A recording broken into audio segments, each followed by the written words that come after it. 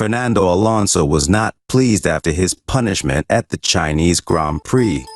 Fernando Alonso has questioned whether it will be worth competing in the Miami Grand Prix sprint race after receiving a fresh dose of penalty points in China last time out. The Aston Martin star raged at the decision handed down by stewards following his collision with Carlos Sainz.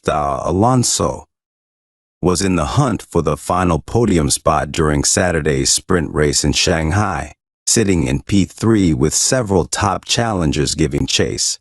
Sainz was the first aggressor, but his battle with Alonso led to contact, which opened the door for Sergio Perez to coast through behind Max Verstappen and Lewis Hamilton.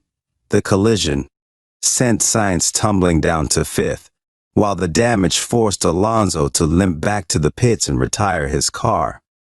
Stewards decided that the 42-year-old was responsible for the incident, citing the guidelines on driving standards rather than going into specifics.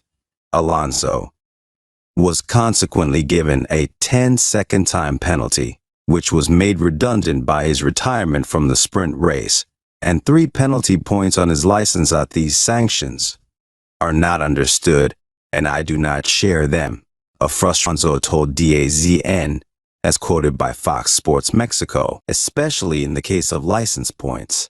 Such an incredible sanction is once again unprecedented. Alonso continued by casting doubt on whether he will even line up for the next sprint race in Miami. It makes you think if in the next sprint race you even want to go out for a run, because due to the points that are given and that we are not going to have the tires we use on Sunday, it is almost worth not going out. The penalty points could be damaging if Alonso encounters more difficulty later this season. The Spaniard has now amassed 6 in the last month as his Sainz clash followed a potentially dangerous driving verdict which saw George Russell crash out in Australia.